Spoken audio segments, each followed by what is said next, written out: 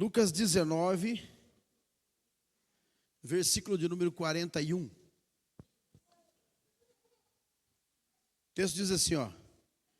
E quando ia chegando, vendo a cidade, chorou sobre ela, dizendo: se tu conhecesses também ao menos neste teu dia o que a tua paz pertence, mas agora isso está encoberto aos teus olhos. Porque dias virão sobre ti em que teus inimigos te cercarão, te trincheiras, e te sitiarão e te estreitarão de todas as bandas. Te derribarão e a ti e a teus filhos que dentro de ti estiverem, que não te deixarão em ti pedra sobre pedra, pois não conheceste o tempo da sua visitação. Meus irmãos, antes que eu fale a palavra, eu queria só pedir aos irmãos que orem. Meus irmãos, tem um grupo de homens desde ontem trabalhando aí, de forma hercúlea, estão se desgastando, entregando lá todas as suas forças para tentar conter esses fogo que estão por aí. Está avassalador, é coisa terrível, que a gente não entende como é que daqui, lá, em toda a nossa volta, cada hora chega uma notícia mais sinistra. Nós temos irmãos nossos lá lutando, pessoas que estão lá lutando. Nós precisamos ser sensíveis a isso, irmãos. Ontem me deu uma angústia esse assunto, e eu falava assim, será que eu não deveria ir lá? Será que eu não deveria arrumar um grupo e ir lá? Eu falei, mas já tem combustível bastante, né? Não precisa de mais gente para queimar lá. Já tem lenha, bastante coisa queimando lá. A gente não sabe de nada, não vai ajudar e nem pode, mas me incomodou muito isso. Orei por eles, eu quero pedir aos irmãos que orem por eles. Estão numa peleja terrível aí, isso é muito triste. Você vai combater uma coisa que você não consegue vencer, é duro demais. Então vamos orar uns pelos outros aí. Amém, meus irmãos? Irmãos, eu acabei de fazer uma leitura que me chamou a atenção. O fato de Jesus ter chorado aqui. Porque se a gente observar bem, era um fato, vamos dizer assim, em todo momento Jesus teve os seus inimigos, seus algozes, seus perseguidores. Mas exatamente nesse momento, Jesus estava sendo ovacionado, aplaudido. Jesus está entrando em Jerusalém, isso aqui chama-se de entrada triunfal. E me intrigou um pouco e comecei a pensar por que Jesus chorou nesse momento. Que a grande verdade é assim, ele estava sendo aplaudido. Imagine os discípulos olhando para Jesus, entrando e olha para ele, está chorando. Fala, mas agora não entendi esse homem, porque agora todo mundo batendo palma para ele, está chorando, né? Mas Jesus vê coisa que nós não vemos, conhece o que nós não conhecemos. Eu queria meditar com você, meus irmãos, porque é o seguinte, Jesus, isso aqui nos faz entender que é um domingo. É o domingo que antecede o dia da sua morte. E ele vai entrar em Jerusalém, e ele começa a fazer a preparação, ele precisa ser proclamado em Jerusalém, precisa ser aclamado. Então ele começa a fazer a preparação, ele chama os discípulos e fala assim, olha, vocês vão aí na frente aí, tem uma aldeia que vocês estão aí, vocês vão entrar na aldeia, tem um jumento e uma jumenta amarrados. Vocês soltam o jumento e traz para mim. E é interessante isso, né? E o jumento ninguém nunca tinha montado. Aí ele fala assim, quando você desamarrar o jumento, a pessoa vai perguntar, o que está mexendo no jumento aí? Ele falou, o mestre pediu o jumento. O mestre precisa dele. É interessante, né, gente? E os discípulos fazem assim, quando chega lá, tem um jumento e uma jumenta, eles vão lá sem falar nada para ninguém, como Jesus mandou, desamarra o jumento. Quando desamarra, o dono fala assim, por que está desamarrando o jumento? Se o mestre precisa dele. É interessante que o dono do jumento não argumentou. Não poderia ele falar, peraí, o jumento é meu. O jumento é meu, como é que vai pegar o jumento? Não, ele não falou nada não. Sabe o que eu entendo? Algumas coisas aqui podem estar acontecendo. O Espírito de Deus já tinha falado com esse homem, que Jesus é o Senhor dos senhores, e quando ele pede, é melhor entregar, porque nunca você vai sair no prejuízo. Eu fico pensando, dias depois, quando ele olha para aquele jumentinho, carregou o Rei dos Reis. Quando nós vinha de Buribi para cá, tinha um ônibus da Mourão, escrito assim, ó, Presidente Figueiredo viajou nesse carro. Imagina o jumentinho, o Rei dos Reis andou nele. Irmãos, preste atenção. O jumentinho ninguém nunca tinha montado. O jumentinho aceita ser conduzido. Os discípulos jogam suas roupas sobre ele, porque não tinha arreio para colocar. Vocês nunca se perguntaram? Como é que esse jumentinho deixou colocar os panos em cima dele? Pergunta aí para quem mexe com burro aí, para você ver uma coisa. Bota um arreio, um lenço em cima dele, sem que ninguém nunca montou. Mas o jumentinho ficou quietinho. Os discípulos ajudaram a Jesus. Jesus montou no jumentinho, nota de rodapé. O jumento aceitou o senhorio de Cristo. Agora Cristo domina o jumento. Para a direita, para a esquerda. O jumento deixou Jesus dominar ele. Eu não vou fazer essa pergunta porque ofende. Vai que tem alguém aqui que não deixa Jesus dominar ele, ele vai se sentir pior com o jumento. Eu não vou perguntar, mas o jumento aceitou, viu? O jumento falou, seja o Senhor o meu Senhor, e carrega-me, conduza. Sabe o que o jumento estava falando? Seja feita a sua vontade, faça o que o Senhor quiser. É o jumento.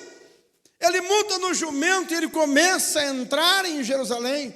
Quando ele começa a entrar em Jerusalém, por que Jesus escolheu um jumento? Zacarias capítulo 9, versículo 9. Porque tinha uma profecia.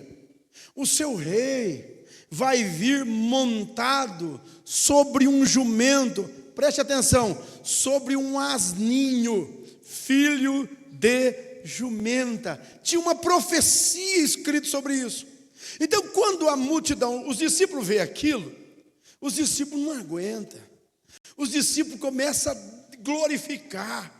É Ele, é o Rei, é o nosso Rei, é o nosso Messias. E os discípulos começam a gritar, e o grito, pega aí, viu gente? E o grito é tão alto que contagia Jerusalém. Jerusalém é assim, sacudida por aquele barulho. E de repente, uns camaradas começam a falar, Jesus, manda esse povo parar, repreende eles. Ô irmão, eu vou falar uma coisa aqui, segura aí. Hoje está cheio de uma teologia que esquenta a mente, mas torna o coração gelado. Eu vou falar uma coisa para vocês.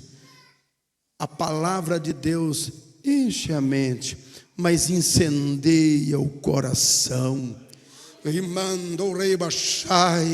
Há poder de Deus na nossa vida. Não é conhecimento teológico, não é conhecimento filosófico, é a presença do Todo-Poderoso dentro do homem. É ela que move, é ela que faz o homem se alegrar. Aleluia. Tem gente que sabe teologia de cima e embaixo, mas a vida é vazia. Tem gente que sabe de Gênesis, Apocalipse, interpreta, faz exegese certinha, mas não se alimenta dela, o coração é vazio. Mas o Espírito de Deus está aqui para encher a nossa vida tem que ter sentido, e o sentido é a presença dEle. Mas gera incômodo, os homens se incomodaram com isso, os homens se irritaram, manda eles calarem.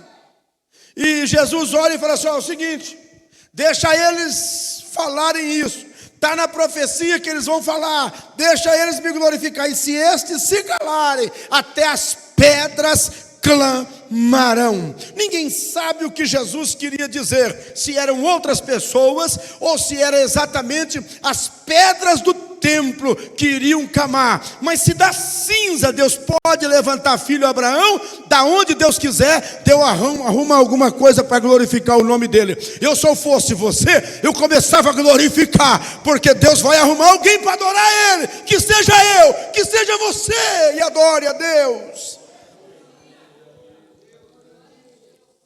Sabe o que acontece? Nesse exato momento, Jesus está subindo o Monte das Oliveiras. Jerusalém fica a 1000 metros mais alto do lugar onde ele estava, 3 quilômetros. Ele vai subindo 37 metros mais ou menos a cada quilômetro, e vai subindo 3 quilômetros, vai. Quando chega, está a 1000 metros de altura, ele olha e vê Jerusalém. Aí ele começa a chorar. A Bíblia diz que ele começa a chorar. E a pergunta é, por que ele chorou? Sabe, irmãos, algumas coisas nesse texto, quando Jesus vai entrando em Jerusalém, eles começam a gritar e a dizer da seguinte forma no versículo 28, olha isso. Quando Jesus ia caminhando, subindo de Jerusalém, os homens começam a glorificar a Deus, 38, dizendo assim, olha o 37, e quando já chegavam perto da descida do Monte das Oliveiras, toda a multidão dos discípulos, regozijando-se, começou a dar louvores a Deus em alta voz, por todas as maravilhas que tinham visto, e dizendo, bendito o Rei que vem em nome do Senhor, paz no céu e glória nas alturas. Quando eles começam a dizer isso, Jesus olha, e no meio deles, tem muita gente ali, que estava adorando naquele momento, porque valia a pena, porque era circunstância, era o que a circunstância pedia, porque na sexta-feira que vem, eles vão estar diante do Sinédrio, gritando assim, crucifica-o, crucifica-o. O Senhor escreveu da seguinte forma, este povo me honra com os lábios, mas o seu coração está longe de mim. Olha, meus irmãos, preste atenção, o que Jesus viu ali? Homens que adoravam circunstancialmente. O que é isso? Domingo é o dia de nós adorar. Domingo é o dia propício para o músico adorar. Domingo é o dia propício para o conjunto cantar. A gente entra aqui, cadeira confortável. Tem um ministro aqui que quase chega a ser um animador de púlpito, dizendo, levanta a mão e dá glória, glorifica, adora. Aí ele adora, ele levanta a mão, ele chora, ele vai para cá, ele vai para lá, ele faz ricas promessas. Mas quando chega na segunda-feira, ele já esqueceu do que falou aqui na frente do altar, ele já esqueceu do hino que ele cantou, ele esqueceu da palavra que ele ouviu, e no outro dia ele já não adora mais, no outro dia ele já esqueceu. Sabe por quê? Adorou somente com os lábios, mas o coração estava longe. Esse tipo de atitude promove o choro na vida do nosso Senhor Jesus, porque Ele morreu para libertar eu e você, e te dar uma nova vida nele. Nós não podemos ser adoradores num dia e murmuradores no outro, crentes num dia e promíscuos no outro. A nossa vida é uma só. Em cima do púlpito eu dou glória, mas lá na empresa que eu trabalho também tem glória, precisa ter glória. Aonde você está precisa ter glória. Lá na sua casa tem que ter glória a Deus. Senão isso traduz em lágrima para o Senhor Jesus. Segunda coisa que me faz entender, meus irmãos, que Jesus diz e fala para eles, quando ele começa a chorar, se vocês conhecessem pelo menos neste dia a paz que eu vim trazer para vocês. É isso que Jesus está fazendo. Jesus é o príncipe da paz. A nação de Israel estava oprimida por Roma, e Jesus veio ali como trazendo paz para eles. mas Jesus trouxe uma forma diferente, então eles não aceitaram. Jesus andou pelas cidades de Israel, pregando, libertando, mostrando para todos que ele era o Messias. Mas a nação, diz a Bíblia, Jesus veio para o que era seus, e os seus não receberam. Meus irmãos, ele era a fonte da paz. Deixa eu corrigir, ele é a fonte da paz, ele é o príncipe da paz. Receba a paz que excede a todo entendimento, aleluia.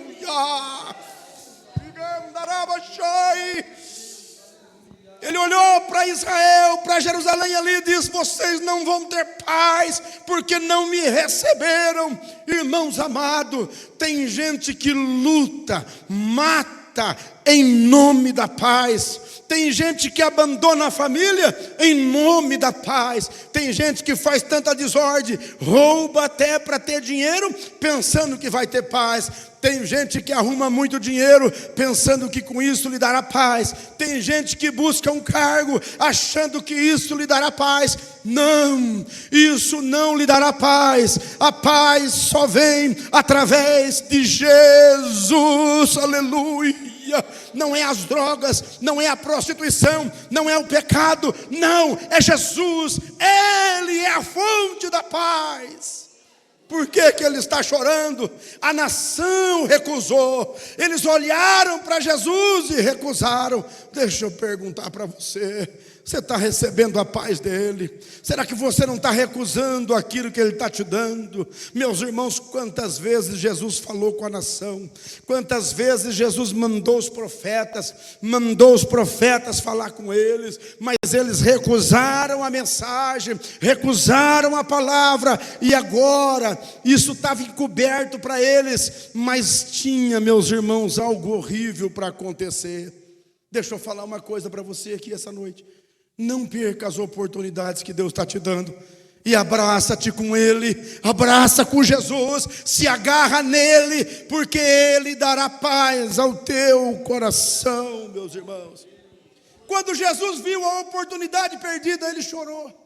A lágrima começou a cair do olho dele, porque ele estava percebendo que o povo estava perdendo a oportunidade.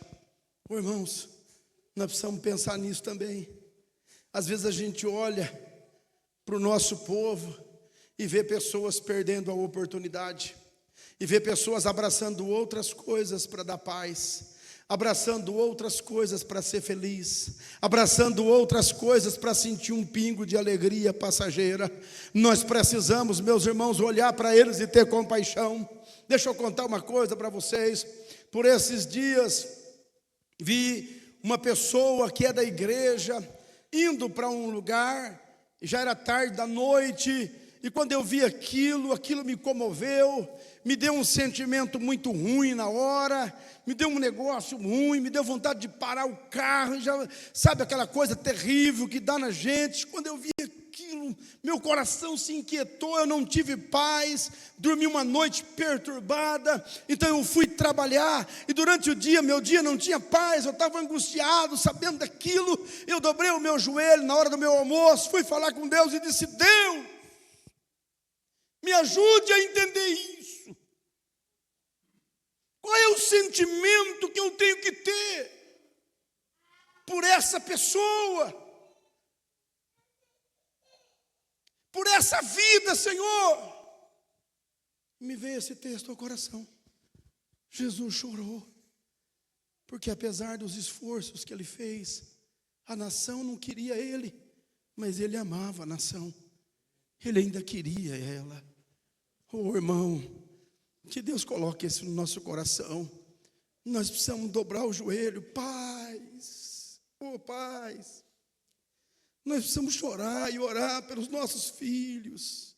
Há um inimigo aí fora que não brinca, não. Ele quer destruir a vida dos seus filhos, ele quer destruir a alegria deles, e ele segue, ele engana, ele mente, ele quer destruir, mas há poder no nome de Jesus. Se nós se dobrar em oração, Deus nos dará vitória, aleluia. o Senhor tenha misericórdia de nós. Jesus chorou porque ele amava a cidade, e a cidade não queria ele mais. E o tempo acabou ali. Irmãos amados, a outra razão que Jesus chorou aqui, sabe por que foi? Porque ele viu o futuro deles. Versículo 43, porque dias virão sobre ti, em que teus inimigos te cercarão de trincheiras, e te sitiarão, e estreitarão de todas as bandas. Jesus sabe o amanhã, e eu vou falar uma coisa para vocês. Nós tivemos uma aula aqui esses dias do amor de Deus. Deus é amor, mas não se engane, aquele que não ouve a voz do Senhor, vai ouvir uma voz terrível, ele vai receber o futuro terrível. A Bíblia diz que só tem duas saídas: uma eternidade com Deus, com Cristo, e uma eternidade longe de Cristo. O inferno é certo tanto e quanto a salvação também é certa. A cruz do Calvário tem dois anúncios: ou você aceita a condenação que veio sobre Jesus, ou aquela condenação virá sobre a tua vida. Jesus chorou porque a nação não aceitou ele, e agora ia receber o justo juízo sobre eles.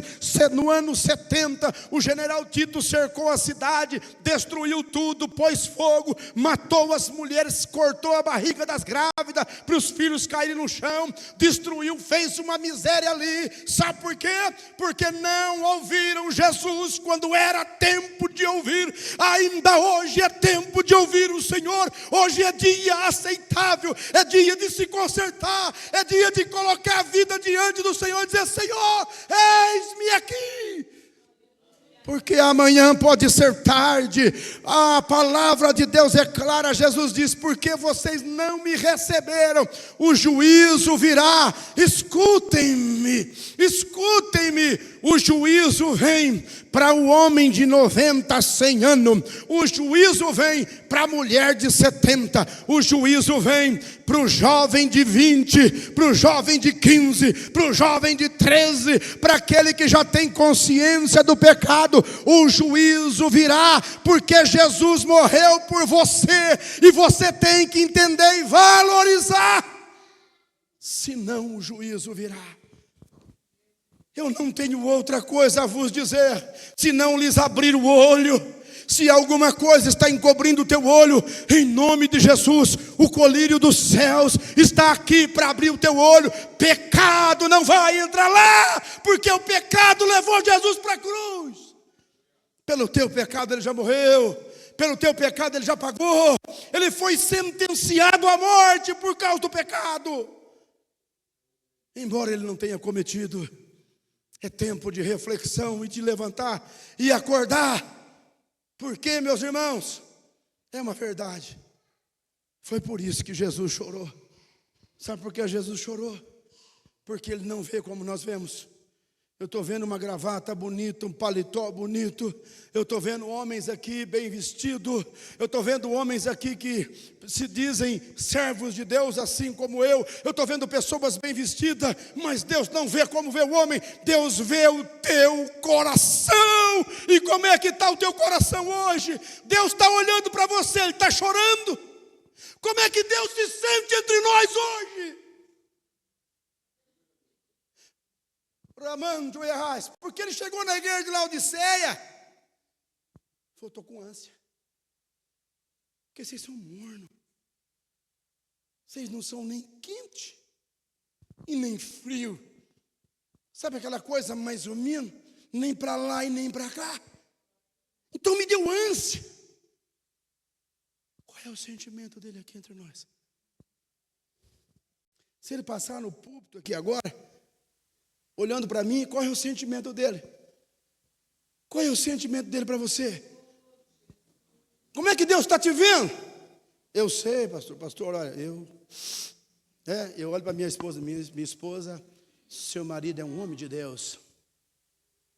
Ela pode acreditar. Mas tem meus irmãos, que vai além das palavras, além dos discursos bonitos, cantados e preparados. Ele sonda o seu coração. Tem gente que acha que mente. Mente não, meu filho. Ele conhece você. Ele viu, ele sabe, ele conhece todas as coisas. É que Deus é misericordioso e me trouxe aqui. Vamos pensar que pode ser Deus me usando para falar com você hoje. Será que você está reconhecendo o dia da oportunidade que Deus está te dando? Reconheça. Entenda. Dias depois disso, ele olha para Jerusalém e fala: Jerusalém, Jerusalém,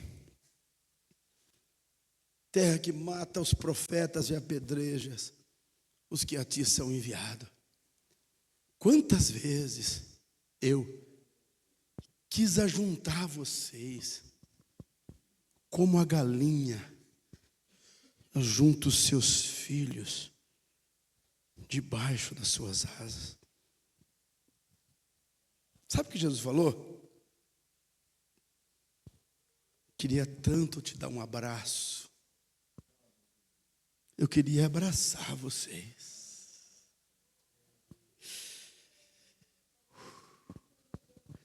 Como você se sentiria se você chegasse para abraçar uma pessoa e a pessoa te fizesse assim? Vem aqui, Simval.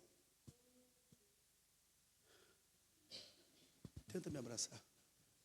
Tenta me abraçar. Foi isso que a nação de Israel fez. Jesus, nós não queremos seu abraço, porque o seu abraço exige compromisso. Se ele nos abraça, tem que ter compromisso. Não dá mais para viver esse evangelho mentiroso, faz de conta, não dá mais.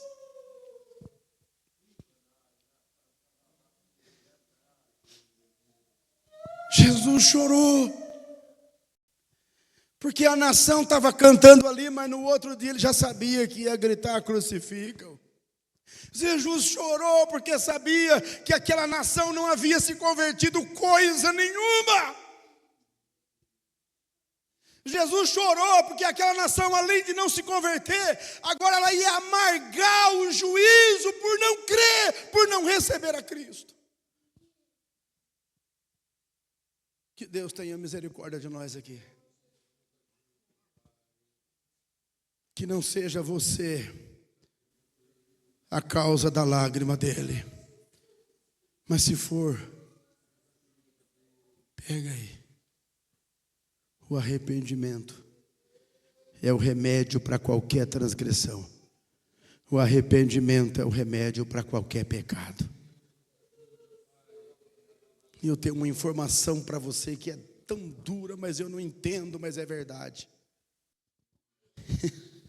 Ele disse para a nação de Israel, Sadraque, que ia ter um dia ainda, que eles iam olhar para cima e dizer assim, ó: bendito aquele que vem em nome do Senhor.